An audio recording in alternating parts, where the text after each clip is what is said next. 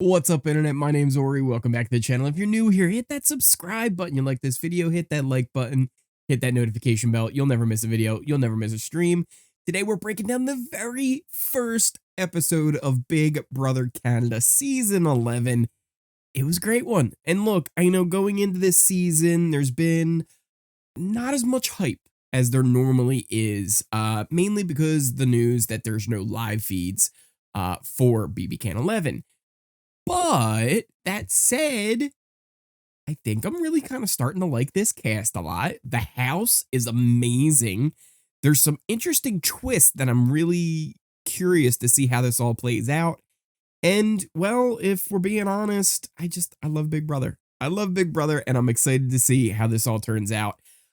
So we start off with another awesome intro package. BB Can always brings it with these really cool intro themes. One of my favorite ones was BB Can 5 with the whole BB Odyssey, and it was like a spaceship going around, but they always do a really good job with that kind of stuff. This one really gave me kind of like a Hogwarts vibe. There was like Clue, the board game, kind of mixed in. It reminded me a lot of the house from The Traders, if anybody watched that recent show that was on Peacock. I highly recommend it, actually. I would start with the American, or you know what? I would start with the American one, then watch the UK version. Both are on Peacock. There's an Australian version. It's okay.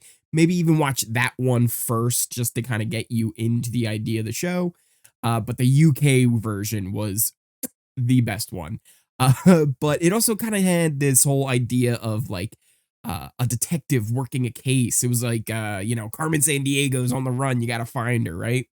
And I really love when they fit the theme with what Big Brother really is, because that whole idea of putting clues together, piecing together different pieces of information to make sure it all comes together into an actual verdict, that's kind of what Big Brother's like, right? Trying to figure out who's trustworthy, all to get to the end so that the jury finds you to be the winner. So I really love when it all just kind of goes like that.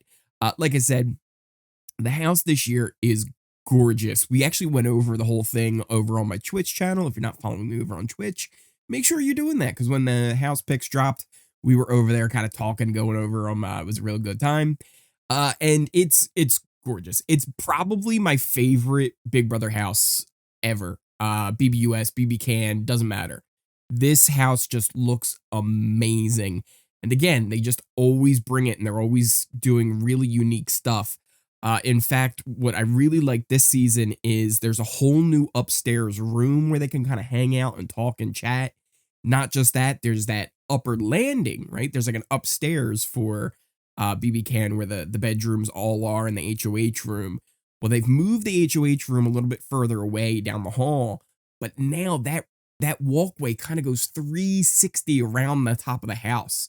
So you could be standing above the kitchen, above the dining room, looking over across to the front door. So it's really kind of cool that they're just went with a whole new redesign and format and changed how the layout of the house was. And I think it's going to be for the better. Also, there was really something that was kind of interesting. There was this really large painting with all different former house guests. And at first, we were watching on the live watch party, which if you weren't there for the stream last night, it was a lot of fun. We were here watching it. And at first, I was a little like, this is weird, some of the choices they've made, right? But then I had it actually pointed out to me. It was all the final twos. And that's when it clicked. I was like, oh, that's why Karen's there in the middle. Oh, that's why the Pax Bros are on there. So it really kind of made sense once that was pointed out to me. I can't believe I missed that when I first saw it.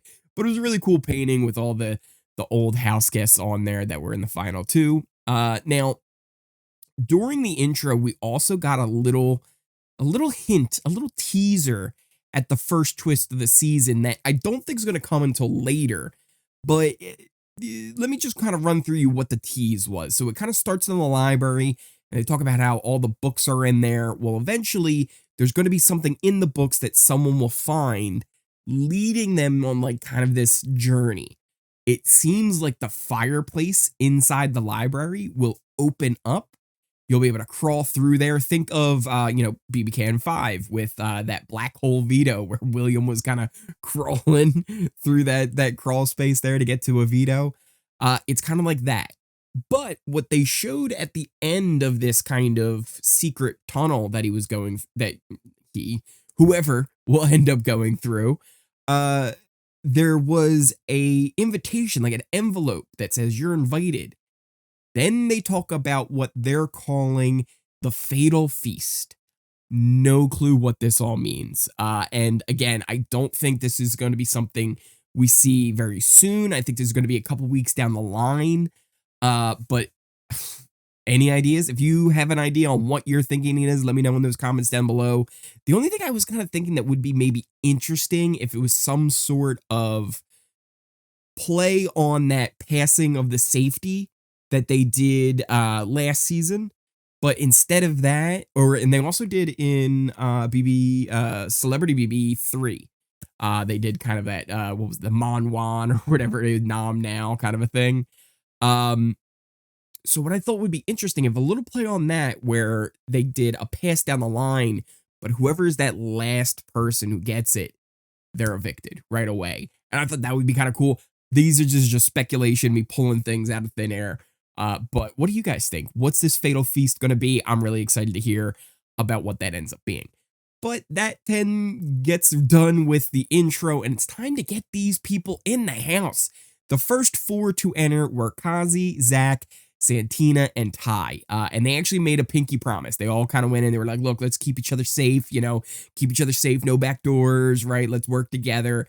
So it seems like that 4 might be kind of, at the very least, going to protect each other for the first week. We'll see if that continues to go. Normally, those like first in alliances, they don't really last that long. Maybe a couple of the people will, kind of pair off and become a solid alliance. But usually that first, like, if you're the first group in, it usually ends up getting broken up eventually. That said, Zach and Ty kind of made another little side deal. They ended up kind of sneaking away to the library, and they were like, hey, yeah, like, I got you. You're my guy. Like, we're locked in. After that, we had the next 4 in, Amal, Renee, Jonathan, and Hope. And listen, I'm still not convinced that Amal has actually watched this show. Her occupation was a super fan. Like, she keeps talking about how she loves the show. But, like, she does so much that's the opposite of what a real super fan would do if they were in that position. Like, one of the things she talks about is she doesn't want to go out and try and form alliances with the people. She wants them to come to her. But I feel like that's just going to lead to her not having an alliance in the house, and she's a sitting duck. Then, when they were talking about that big painting up on the wall, they were like, oh, is that all winners? And she was like, oh, no, that's not all winners. Like, this person was second place, and oh, it's all the second placers or whatever. So they kind of, keep going along with it. And they're like, oh, this guy was awesome. I love this one. This one was cool. She's like going around, like, telling them all the information about, like, what's happening. So it's like, why are you revealing that? And so even Zach's like, oh, so you're a big fan. And she's like, yeah, and, why lie, right? Why lie? Because it's going to make you a threat. You're going to be a target. If people realize that you know everything about this show, that's already like, boom, target on your back. Because why not get rid of the person that probably knows how to be manipulative and figure out how this game works and make big moves? You want to just get rid of that person. It just blows my mind. Something similar happened on Survivor as well. There's a recap for that on my channel if you are a fan of Survivor. So you can go check that out. But yeah, just, I don't know. I feel like she maybe read like all the wikis or something, or maybe she just watches the episodes. I almost guarantee you Amal like doesn't even know there's live feeds that are actually a thing, or she doesn't watch them. I don't buy into her being a super fan. Maybe I'm wrong, but if she is a super fan, she should know better than some of the things she's doing in there. Yeah, it's wild. Next group that came in was Daniel, Claudia, Roberto, and Anika. And then the final group to enter, John Michael, Shania, Dan, and Vanessa. They were the last group in. One thing that was kind of fun too was when they were doing all the intros. Shania was like, well, you can call me NayNay. right? And it was really kind of funny because then Hope gets up and he starts dancing, and Koozie gets up and they start dancing, and everyone's like, yeah, whoa. And then it calms down, and Zach's the next person to go. He's like, hey, yeah, my name's Zach. You can also call me NayNay. And Hope stands up, starts dancing again. And honestly, it was that kind of thing. I know a lot of people aren't thinking Zach is someone who could do well and that he may be like an early target or something like that. I don't know. I feel like he's got it, right? Like he comes off a certain way in his bios, but once he's in there with people, it just felt like he was natural and really fit into the group well. I think he's going to get along with all the guys really well. I think he's going to get along with the girls really well. I just see Zach maybe doing well in this whole thing. It's going to be interesting to see how it goes. Um, After that, eventually we get Arisa, who calls them all to the living room to kind of explain that no one's actually going home this week. Very clear, she said going home. She didn't say evicted, so we'll see if that ends up being a thing. I don't think it is. I think that was just, the way she phrased it. And she also started to explain the new twist for this season called dead last, which means if you come in last place in an HOH competition this year, you will be automatically nominated for eviction. That's big. That is big. And then the HOH will still nominate 2 people, meaning in total, there will be 3 people nominated each and every week. Okay, that's a big twist. Plus, not finished yet, this competition will be done in pairs. So all of them had to then pair up, which I do have here. If I press this button, bam, here are our pairs. We've got Anika, Daniel, Jonathan, Claudia, Santina, John Michael, Amal, Koozie, Hope and Roberto, Vanessa and Dan, Shania and Renee, Ty and Zach. Those are your pairs going into this competition. Now, the comp itself is kind of a 2-step process. Then there is going to be another competition we will see tonight, which, by the way, we will be having another live watch party here on the channel. So make sure you click that like button, click that subscribe button, hit that bell. You will not miss when I go live for it. It's going to be at 7 p.m. tonight.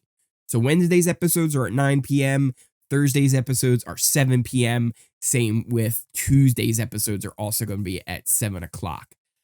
So that'll be tonight. So make sure you come out. We can watch what ends up happening in the second part of the competition. But like I said, this is a 2-step process. So whoever wins in this first half, those 2, that pair, will then play each other in another competition. The winner will then become the HOH. The last 2 people will then also compete in a competition. The loser ends up being automatically nominated. So very big stakes going into the competition. We actually saw Hope and Roberto kind of sneak off, and Roberto was kind of filling in Hope. He's like, listen, we just don't want to be last. I don't really necessarily want to win, because then you have to kind of put somebody's names out there, right? But we definitely don't want to be last. And Hope's like, yeah, okay. So are we selling? Are we full on throwing this thing? No. We just don't want to be last. We just don't want to be last. The comp itself, like I said, was kind of a 2-step process. It had a puzzle aspect to it, but before you could even get to that, you had to undo these knots. So your partner was up top. The first person had to undo these knots, get their puzzle pieces undone, then send a key up the rope to their partner, who was able to unlock themselves, unlock a trap door, and then they had to untie some puzzle pieces. They would then send them down this twisted net chute that they had to kind of like twist the puzzle pieces out. Some people really were struggling with that. And then after that, they had to send themselves down, then do the puzzle together as a team. It actually ended up being John Michael, who, by the way, has said he doesn't mind if you call him JM, because John Michael is a mouthful. So JM and Santina, they crush it. It ends up being them who win. Though JM, he was saying, he's like, I don't want to win this. Should we win this? And Santina's like, yeah, let's just win this, because if we don't, we could end up on the block. So it seems like going into this next part, it's probably going to be Sanita who ends up as the HOH, because I would imagine that JM would throw the competition. But again, who knows? Maybe something crazy happens and he ends up being HOH. And that's kind of where we leave them for the competition. We don't find out who's last going into it. But there definitely was some struggles. I mentioned that they were having trouble with the net at one point. Poor Kuzi, she was like all up in that net. Didn't look like she was getting out of there anytime soon. So I imagine that Amal and Kuzi could end up being that last place team. But if that is the case, I feel good about Kuzi, who's somebody who I liked going into the season beforehand. Because if it's a competition between Kuzi and Amal, I don't think Amal's gonna beat Kuzi in much, if I'm just being honest. So we'll see how that all plays out tonight. Again, we'll be doing a watch party here on the channel, so make sure you're doing that. Before the end of the episode, though, there was one more thing that was revealed. There was a brand new twist. It's an insurance sponsorship for safety from nomination. What does that mean? Well, if you go over to the BBCan website, right here on the front page, it tells you all about the Bel Air Direct Eviction Protection Insurance, and it's a vote. It's a public vote, so you can go on over. It doesn't matter if you are in the United States or not. You can go over to the website and vote in this. You can't watch any of the videos unless you have a VPN, but you can vote in this because I have already done it, and also you can vote multiple times. Now, before you just run over, start voting for your favorite person like Kuzi or something like that, understand what this twist is. So, on Big Brother, there are many ways to escape eviction. Which player do you want to help avoid the block? Vote now for the house guest that you want to receive the Bel Air Eviction Protection Insurance. The house guest with the most votes will not be eligible to be nominated by the HOH, and as a result, will be safe from the next eviction. So that to me makes it seem like the HOH will at least get told, or the house guest will get told, hey, this person won safety, you cannot be nominated. So that would mean the HOH would then have to nominate another person. It's possible that they wouldn't tell anybody until the HOH nominates a person, and then it's said that, hey, this person is actually safe. You have to nominate another person. That is a possibility, but the way it seems to me is that no matter what, they're going to be revealing who the top vote getter is. Because here's the next part. Each house guest can only win the Bel Air Eviction Protection Insurance once per season. So choose wisely, because whoever wins this vote won't be eligible the next time.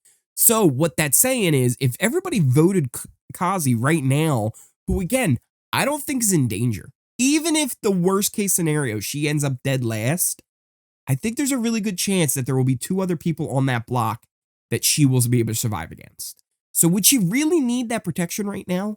Probably not. And if you do vote for her, it would kind of give the house guests maybe an idea that, hey, why did they get protection? Right? Like, what's making them so special? But also maybe they're not thinking that way. Maybe they're thinking, oh, you know, she's getting protection and people like her. Maybe I should work with her. Right? So it could go either way with that as well. But it really changes up a lot, the whole idea that if you get this protection, it doesn't work. Here's the next part. Even if you said, hey, let's vote for Kazi, and she doesn't end up on the block, that's okay, right? She's safe. But if she's the dead last nominee, if she loses to Amal, let's say, and again, this is just saying, you know, just to use as an example. I don't know if they're going to be last, who's going to be last, or what. The dead last person here, it says, additionally, if the dead last nominee received the most votes, the player with the next highest amount of votes will be the Bel Direct Eviction Protection Insurance winner. So, if you're dead last, it's not even worth it really to vote for that person because they're not going to get it anyway, and it's going to get to the next highest person. So if everybody's like, oh, we love Kuzi, and they all vote for Kuzi, and she ends up dead last, well, it was kind of a waste because if everyone voted her, you give this small minority of the votes end up being the one to choose it, and it could go to somebody that you don't like. I don't know. Again, maybe Zach, right? And maybe people don't like Zach. I don't know who people are liking yet. Let me know down in the comments down below. Who are you going to be voting for? But to vote, all you got to do is pick one person from the list. You know what? I'm just going to go Zach. Let's say it. I'll vote Zach. You submit your vote. Boom, your vote has been locked in. Tune in March 14th to see which house guest has received it. So, actually, that's something I didn't notice last time. That's Tuesday. That's Tuesday when we'll find out who wins it. Which also, I assume, will be nominations. Wednesday will be the veto competition. Thursday, the eviction episode. Now, like I said, it's not limited to one vote. You can just reload the page and vote again. I don't know. Let's vote for Hope this time. And then we can submit our vote. Once again, we are locked in for our vote. So there you go. Get your votes in for the Bel Air eviction protection insurance for whoever you want to be safe. It's got a lot of rules to it. And listen, this is where it's not just go out there and vote for your favorite. There's some strategy to this. Because if your favorite gets it early on, they might not need it early on. They might need it later in the game, and it's not an option anymore. Think about that, right? If you did all the favorites, right? If all the favorites end up getting it, and then they can't win it in a later week when they need it, who's the ones who are going to be getting the safety later in the weeks, right? Once everybody whose favorites all get voted in, right, and they're not eligible anymore, it's the least favorite people. It's the people who you wouldn't want to get safety in the late game who will end up getting safety because they're the only options left. They're the only ones. So you have to really think about who you want to vote here. Think wisely. I don't have a suggestion for you. You've got to make that decision on your own. But it's not as straightforward. It's not as straightforward as you might think. But that pretty much brings us to the end of the recap. What did you guys think of the episode? Again, I know hype has been down because just no live feeds. It really kind of takes away what Big Brother is all about. But we are going to be getting digital dailies. We don't know when they're going to start. I would assume probably maybe Friday, Saturday, sometime around there, we'll get our first dailies. If there's enough that we get from them, I'll be making updates and kind of keep you guys informed on what's been going on in there, especially over the weekend when we're really going to get anything from tonight to Tuesday. We've got nothing as far as content except for the digital dailies. So we'll see how they are, and I'll definitely try and update you guys as much as I can on there. Once again, tonight we have another live watch party, so make sure you join us for that as we try and find out who is going to be the HOH between Santina and JM, and then who will end up being dead last and be automatically nominated. That's another interesting aspect to this too. If there's 3 people on the block and the HOH nominated 2 of them, well, wouldn't it be more advantageous to the house guest to vote out the person who's in dead last, not the person the HOH nominated? Because if, just throwing it out there, right? Let's say you are the HOH and you nominate 2 people and one of your good friends is the 3rd one up there because they came in last. Well, why would anybody want to vote out your nominees? Wouldn't they want to just take out your ally who's now in dead last and leave 2 people that the HOH just pissed off in the house? So now they have an instant target for if they win HOH. I don't know. This could really kind of change the game up here. I'm excited to see how it all plays out. Let me know down in the comments down below. What did you guys think of the episode? What do you think of these new little twists? Do you like it? Do you hate it? Let me know down there. Also, if you are new here, hit that subscribe button, hit that like button, hit that notification bell so you never miss a video, you never miss a stream, and I will see you all tonight.